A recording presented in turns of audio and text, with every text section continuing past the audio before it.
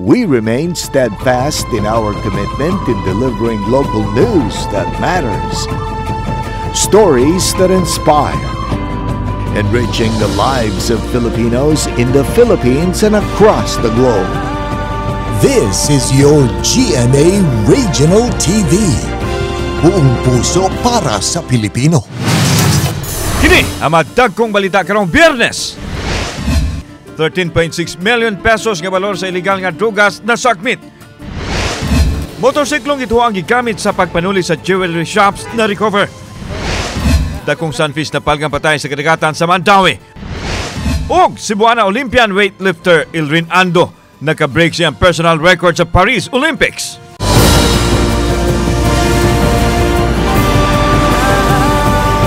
Kini ang GMA Regional TV Balitang Disdak. Maayong hapon, kini ang inyong GMA Regional TV Balitang Disdak, ang butong kasaligan, kasandigan o kadangpan sa mga Bisaya nga maghatod sa labing dako ug mga nagunang balita nga mahinungdanon sa Central ug Eastern Visayas. Ug live dinhi sa GMA Complex sa Dakbayan sa Sugbo, ako si Alan Domingo. Mukabat sa 13.6 million pesos nga balor sa ginuang shabu ang nasakmit atol sa gihimong bypass operation sa Marigondon, Lapu-Lapu City kagahapon sa hapon. Siluan Merondina sa report.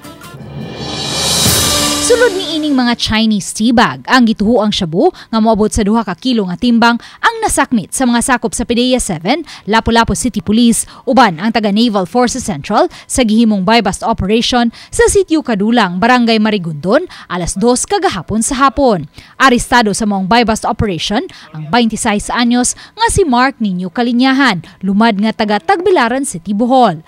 Matod sa tigpamaaba sa PDEA 7, Leia Alcantara, nag-abang lang sa Marigondon ang suspitsado apan halapad ang operasyon niini sa illegal nga drogas. Kini naglakip sa Bohol, Cebu Province, Cebu City, Mandawi City ug Lapu-Lapu City. In fact, na-develop ni siya nga operation because of our previous arrest. Mga arrest na to sa una kay siya ang gitudlo nga source sa ilahang mga item. Padayon karon nga gipaubos sa investigasyon ang suspitsado aron masubay ang source sa illegal nga drogas. Sa nakalabayng mga buy-bust operation sa PDEA 7 ug Lapu-Lapu City Police, may mga nasakmit na usab silang drogas nga gisulod usab sa Chinese tea bag. Sa ato ang drug route nato diri sa Central Visayas, mostly ang source gyud nato diri is from NCR. Sa Metro Manila gyud ang source. Samtang ang suspitsado siyang bahin mibutyag nga naaghat lang siya pagsulod sa mong kalihukan, human may midani kaniya og trabaho nga dako og kita. Ningon man siya nga ganahan ka o kwartang dali nga mao tong awang gi kuan kanang gi ni comment ko ba nga boss, gusto ko maka kwarta kay bawal mo po ko kanang hago nga trabaho ma'am kay anam po ko sakit. Gihanay na sa mga otoridad ang kasong isangat batok sa suspitsado. Uban ni Marlon Melgazo, Luan Merondina, Balitang Bisdak. Na-recover ang helmet nga pula o ang motorsiklo nga gigamit isip getaway vehicle sa mga tulisan nga misakiyo sa gibanaban ng 14 milyones pesos nga balor sa alahas sa 2 ka jewelry stores nga naimutang sa Barangay Ermita, Dakbayan sa Sugbo kagahapon sa buntag. Mitanyag usab og 100,000 pesos ang acting mayor sa Cebu City sa mga taong makatumbok sa gitaguan karon sa mga suspitsado. Ano ang report? Kini ang CCTV footage sa pagtulis sa mga armadong lalaki sa Osaka Jewelry Store. Din makita ang tulo ka mga tao nga gadaling misod nga nagdala og armas og bag. Nakuhaan sa CCTV ang pagbuak sa Osaka lalaki sa istante sa mga alahas. Gikuha ang tanang alahas o gisod sa bag. Samtang ang usa ka lalaki nga nagbitbit og long firearms nagsilbi usab nga lookout. Human makuha ang maalahas, miambak ang usa ka lalaki gikan sa istante ug dali silang namiya. Matod sa security guard sa jewelry store nga nahitabo ang pagpanulis dihang naniudto siya. Wa na siya nahimo dihang gitiunan og armas ug gipahapa sa mga tulisan. Katong gayon na sir, nagkaon ko 11:30. Dayon na timingan gud pagkaon ako na ining sod nga usa ka tawo abi na ko mapalit. Maogay ako na nabatian siya ha, dapa na lang. Deklara o dapa batulis. Okay, dapa, dili, hapa. Dili, Tagalog sir, dapa. Dungan ang pagsulod sa mga tulisan sa tapad nga jewelry store nga nakuhaan usab og CCTV nga mitilok sa mga bulawang alahas gikan sa mga estante. Walay security guard ang naaswing jewelry store ug wa usay ali ang ilang estante maong sayon ra kaayo kining nasakiyo sa mga tulisan. Samtang na-recover sa kapulisan ang usa ka motorsiklo nga may yawi pa ug ang puwang helmet atol sa hot pursuit operation sa P. Borgo Street sa Cebu City. Susama ang helmet sa gisulob sa usa sa mga tulisan nga nakuhaan sa CCTV footage. I-compare na to sa katong nakuha na to sa katong video sa pawn shop. So, naa siya similarities. Kung gud siya nga usa siya sa gisakyan sa mga nanulis. Gisiguro sa Cebu City Police Office nga buhaton nila ang tanan aron masulbad ang krimen subay sa 48 oras nga tagal kanila ni Garcia. Ato ang focus sa investigation is pag-solve sa krimen. Apil na gina ang pag-recover sa mga items. Gawa sa mga motorsiklo gipahibaw sa acting mayor nga adunay SUV. Ang mga suspect isip ilang getaway vehicle ug nakiglambigit na sab sila karon sa LTO aron mailhan ang nanag-iya sa SUV. Nagali may nilang nako ni pakita sa pero nanami ang sakyan. Aside from the motorcycle, doon ay muni siya nga ko ano SUV siya nakoy picture na natanan, so we are now tracking nanay plate number kompleto na mi, so we are now tracking kung kisitigiya o asa na siya karon. Mohatag og 100,000 pesos isip ganti ang acting mayor sa mga tao nga makatabang sa pag-ila sa mga tulisan.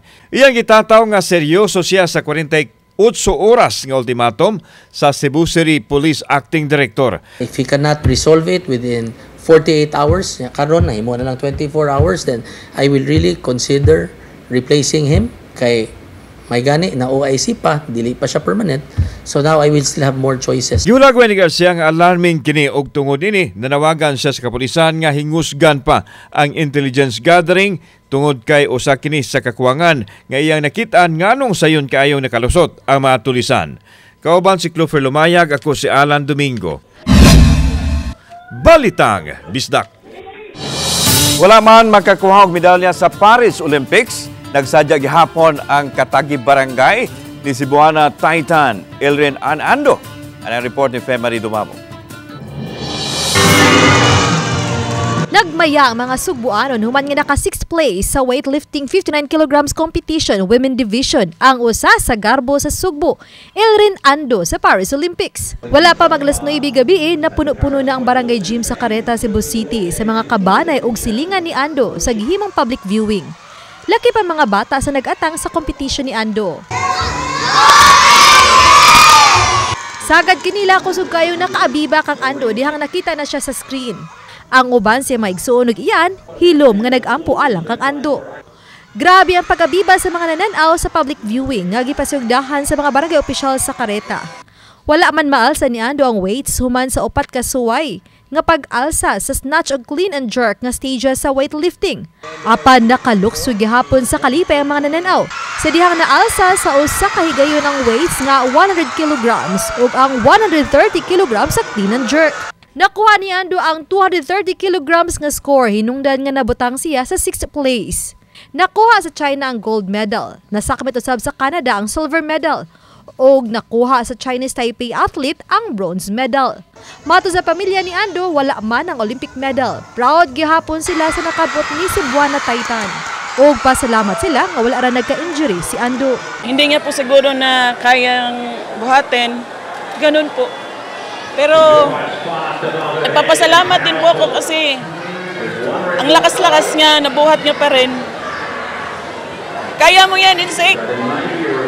Kahit matalo, champion ka pa rin sa amin. Kahit anong mangyari po, masayang-masaya kami na napunta ka sa Paris Olympic at saka proud na proud po kami. Kahit anong mangyari, matalo man o manalo, nandito po kami, yung pamilya mo po. Samtang unya sa kadlawon mo kumpit ang garbo sa Bohol nga si Vanessa Sarno alang sa weightlifting 71 kilograms women division sa Paris Olympics.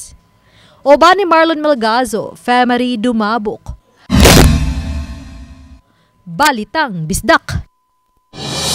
Ang ngayon na bagyo dumintuhan ang minimum nga sweldo sa mga trabahante. Ang presidente sa grupo sa mga negosyante sa Mandawi City mitugyan sa desisyon sa Wage Board ug nang hinaot nga tun-an kini og maayo. Anong report ni Nico Sereno?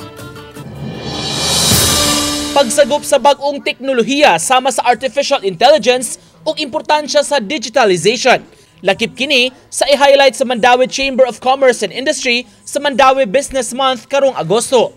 Ang grupo kahugpungan sa lain-lain nga mga negosyante sa syudad nga dunay giban-abanang moabot sa 500 ka mga miyembro. Samtang gikuhaan namog pamahayag ang grupo sa mga negosyante sa pagpaumento sa minimum wage sa suhulan sa rehiyon. Karong Agosto 20, mi-schedule ang Regional Wage Board sa 11 sa 5 ka mga hearings kabahin niini. Ang lakang gihimo, human gipamando sa presidente ang pagpa-review sa suhulan sa mga trabahante. Any wage hike here in Cebu or in the Philippines directly impacts the inflation rate and the increase also of our cost of goods.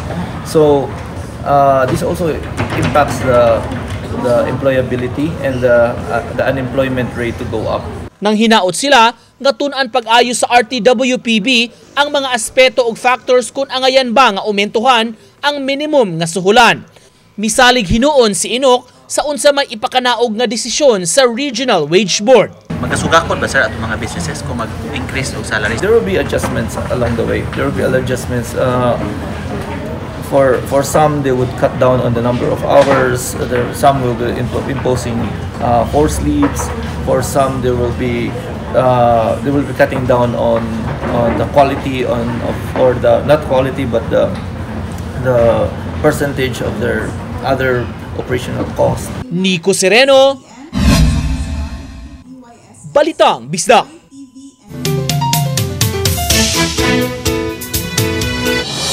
Atensyon sa mga nangita di og trabaho diri sa nasod ug sa abroad.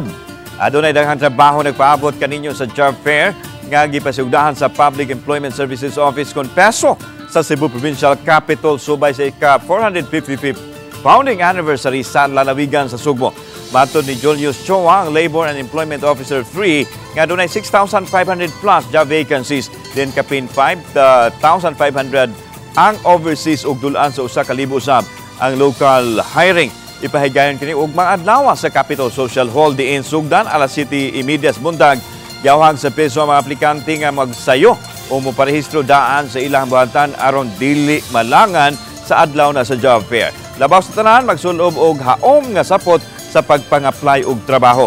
Aduna usay mga serbisyo sa NBI, SSS ug ubang ahensya isip one-stop shop sa mga madawat nga aplikante alang sa ilang mga requirements. Magdala sila resume, no? With jud nga resume with picture. Di gid kalimtan ang picture. Then kung unsay ilang nahuman like college graduate or college level, TOR or high school diploma. Kung nasa experience, certificate of employment. Kung nasa training or nasa in situ, pwede sila i-Xerox. Kung gusto sila abroad, nasa passport, i-Xerox sila ang passport. Okay. So muna itong basic requirements inig pang-apply inig ka Sabado.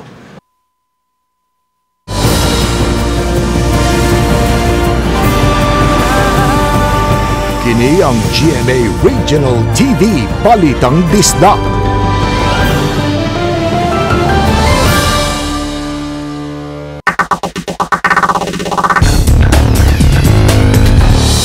Pipila ka mga aksidentes dakbayan sa Talisay ang naholikam sagad dinhi tungod sa pagpasagad og liko o kaha change lane. Ano ang report ni Pemari Dumabok, live Pem.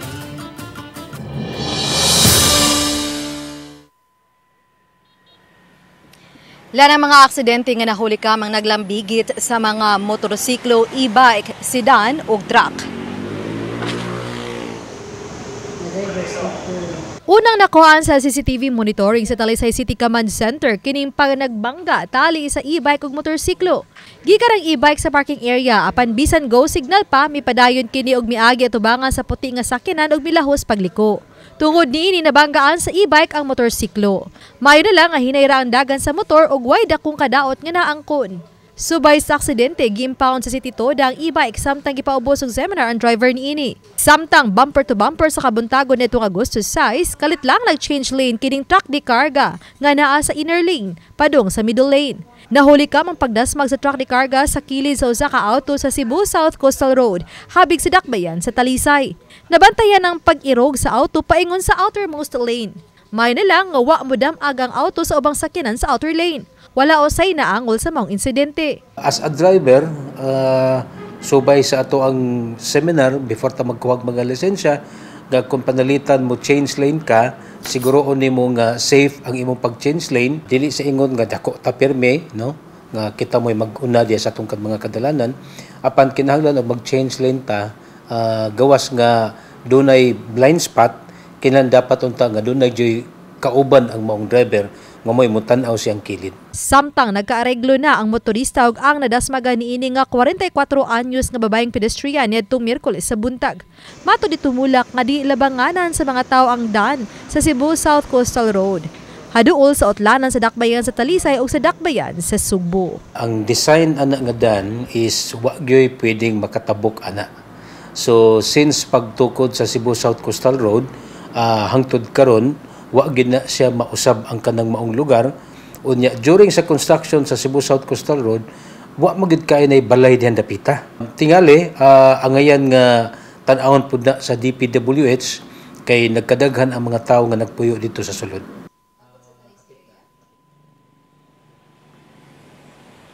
Lan ang City Toda makigalayon sa DPWH alang sa ilang rekomendasyon nga pabutangan og pedestrian lane ang maong dapit kinaron kalikayan ang susamang disgrasya. Lan? Okay, daghang salamat, Femery Dumabok. Human sa natabong pag-ulbo sa usa ka improvised explosive device sa Sitio Ilaya, Barangay Agos, Lapu-Lapu City ni atong Miyerkules sa gabi, diin nadangat sa tambalana ang tulo ka mga construction workers. Payag sa mga kanding, ganimutang sa kasikbit gadapit, kirahong gisunog ganinang buntag. Subay nini, padayong gisubay sa Lapu-Lapu City Police ang posibilidad nga land dispute kung kasungian sa luna ang hinungdan sa nirabong pag-ulbo o posibleng pagpanimaos ang gihimong pagsunog. Samtang ipaabot pa ang resulta sa gihimong post-blast investigation aron masuta ang mga components sa gihimong improvised explosive device. Kumarag siguro atong explosion ba nga nitabo, pero subject for verification pagyapon noon kay kana mga partiya, kanang duha ka party ang nag-away anang ita. SUV nga napalyar ang brake nakadisgrasya sa gikasugat nga masakyanan og nisangpot kamatayon sa usa ka habal-habal driver og miangol usab sa duha ka mga pasahero diya sa may Veterans Drive, Maracas, Barangay Lahog, Dakbayan sa Sugbo. Ano ang report? Nakabsan sa kinabuhi ang 62 anyos nga si Honorio Giltendes, peskador, usa ka habal-habal driver samtang naangol usab ang duha niya ka mga pasahero nga nadala sa tambalanan. Kini human sila nabanggaan sa usa ka SUV pasado alas 11 kagabi sa dulhugon nga bahin tungod sa kakusog sa impact daw dili na maitsura ang motorsiklo nga gibanggaan sa SUV. Ang driver sa SUV nga nibangga mao si Bilarmino Canillo Birao, 57 anyos, nagpuyo usab sa Tubod, Dakbayan sa Toledo. Sa investigasyon sa Traffic Enforcement Unit sa Cebu City Police Office nga nagmalfunction ang brake sa sakyanan ug wa na niya makontrol sa dulhugon nga kalsada. Nagkabig niya ang sakyanan sa gikasugat nga lane diin unang naigo niya ang usa ka auto. Wa kayo nagrabihan ang auto kay nakalikay apan ang motor nga nagsunod sa auto ang nagrabihan. Walay kuan na the basis sa kuan sa atong doktor, but ang iya lang is naagid siya reckless na nahimo na wala daan niya gi-check ang capability sa iyang sakyanan kung kuan pa ba o maayo pa ba ni na ang iyang functioning pa ba kay. Samtang ipaabot pa sa TEO ang kabanay sa namatay nga habal-habal driver o sa mga pasahero nga naangol alang sa pagduso sa tukmang kaso. Wala diha sa custodial facility ang driver sa SUV dihang kuhaan unta siya habig sanglit gipa medical pa kini. Posibleng magatubang og kasong reckless imprudence resulting to homicide, multiple physical injuries ug damage to properties. Kauban si Clover Lumayag, ako si Alan Domingo. Balitang Bisdak.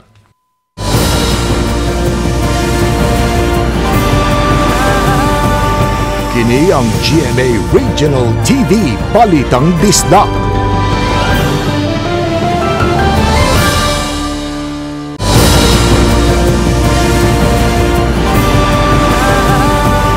Kini ang GMA Regional TV Balitang Bisdak.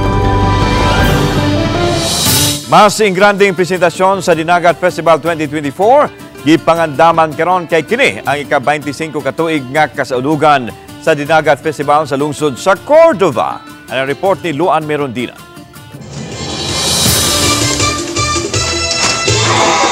Sub-sub na karon ang gihimong pagbansay-bansay sa nagkadayang mga contingents gikan sa 13 ka mga barangay sa lungsod sa Cordova. Karong Domingo na, Agosto 11, ang ika-25 katuig nga pagsaulog sa Dinagat Festival. Matod sa ilang artistic director nga si Junbert Bentulan, moabot sa tunga sa milyon ka pesos ang subsidy nga madawat karon sa matag barangay gikan sa lokal nga hagamhanan sa Cordova ug sa Cebu Province. Busa mapaabot ang mas ingrandi usab nga presentasyon karong tuiga. 200 from LGU sa tuang lungsod sa Cordova, ang 300 from province of Cebu. So naara sa mga barangay kung ila pag yung punan ang ilahang budget para mas munindot og mo hamugaway ang ilahang preparation sa kinibuk-ang celebration sa Cordova Dinagat Festival. Samtang 1.6 million pesos usab ang ilang gigahin alang sa grandstand nga libutan unya og mga LED walls. Sa bigas bahin, gibutyag usab ni Bentulan nga dili ang mananaog sa Dinagat Festival ang mamahimong contingent sa lungsod alang sa Pasigarbo sa Sugbo 2024 karong Agosto 25. May gipili ng mga dancers ug propsmen ang lungsod nga mo'y mulangkob sa contingent sa Cordova sa Pasigarbo sa Sugbo ug puliki na usab sila karon sa ilang pagbansay-bansay. Amo nang gibuhat para dili gani ma-conflict ilahang time of practices, mo nang maka-focus gyud kay so far karon sa tong Pasigarbo nana atong preparation nanata sa 80%. Uban ni Marlon Melgazo, Luan Merondina, Balitang Bisdak.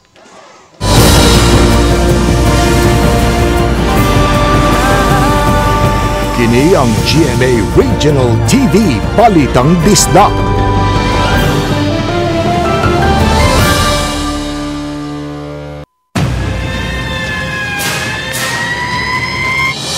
Gibanabana mabot sa 12 ka mga balay ang naugdaw sa sunog na itabo sa Nuknukan Island, lungsod sa Talibon, sa Bohol gahapon, Huwebes sa buntag.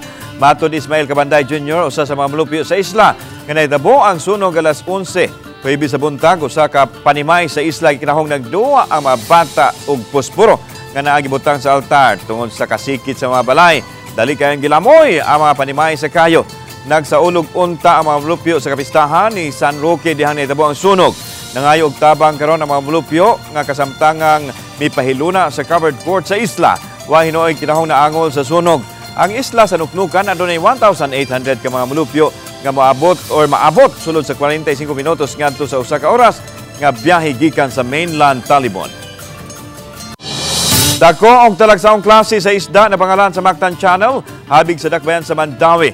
Nakitaan ang samaran nga sunfish dapit sa may Uwano Warp sa may Barangay Luok. Gibanabanang mo timbang og 200 kilos ang mga isda nga nabangalan sa mga mananagat sa dapit. Nabantayan nagluya na hinuon kini og usa gitanaw posibleng naigo sa masakayan o barko. Dito sab ang mga taga-bantay dagat Mandawi og sakop sa Coast Guard sa pagresponde sa hitabo. Mga kapuso, nagpadaan gahapon ang Regional Proper Purchase Promo sa GMA, ang Kapuso Kasiyahan Panalo. Pwede ninyong ipadala ang inyong entries sa dagupan sa Pangasinan, Naga sa Bicol, Cebu ug sa Cagayan de Oro City alang sa kagayunang makadaog sa daghang pa-premyo.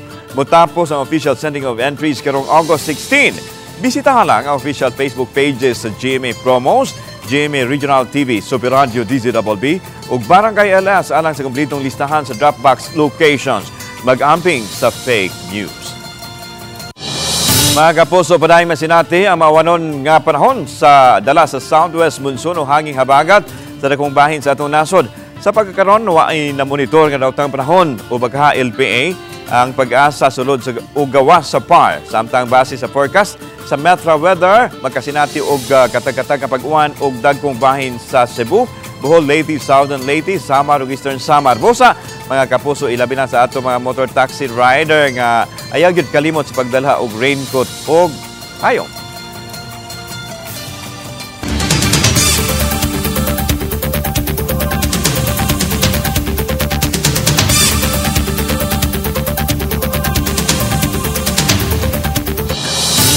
Sa Lapu-Lapu City, suspect sa pagpusil-patay sa usa ka kanhi drug personality sa sitio Kadaulang, Barangay Marigondon, Huwebes kadlawon, mitahana.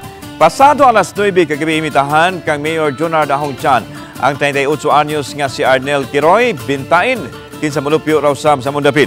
Atubangan sa mayor iyang giangkon ang iyang salaod og nahimo og gitug-an kun asa naghihipos ang armas nga gigamit sa pagpamusil. Ang biktima ug ang suspitsado kauban ra sa usa ka fraternity apan gikatahong nagkasungi. Gihanay na ang kasong murder batok sa suspitsado. Samtang gipaubos na usab sa ballistic exam ang armas nga nasakmit. Probably, cosmatch siya sa slag na nakuha. Itinanglan ng yapon sa crime lab sa korte ang cosmatching ba. Kasi i-recount niya yung confession, at least na physical evidence na nakuha. Positibo sa toxic red tide ang mga sample sa shellfish o kinason nga nakuha sa Napo ka madapit sa Kabisayan ug sa Mindanao. Base sa gipagawas nga Shellfish Bulletin number 19 sa Bureau of Fisheries and Aquatic Resources kun BFAR nga apektado sa toxic red tide ang kinason nga nas kadagatan sa Dumantillas Bay sa Zamboanga del Sur, San Benito sa Surigao del Norte ug sa Tungawan sa Zamboanga, Sibugay Province sa Mindanao. Lakip sa nagpositibo sa red tide ang mga samples nga kinahason nga nakuha gikan sa kadagatan sa mga isla sa Daram ug Sumaragara sa kadagatan sa Cambatutay Bay, Irong-Irong Bay ug Villarreal Bay sa Samar. Positibo usab sa red tide ang mga shellfish nga nakuha gikan sa Matarinaw Bay sa Eastern Samar, Cancabato Bay sa Leyte. Nipasadaan ang BFAR nga ang tanang matang sa shellfish o uyap sa nasgutang mga dapit dili luwas kanon. Luwas hinuon kanon ang mga isda, nukos, pasayan ug lambay apan gikinahanglang limpyuhan og tarungon sa pagluto.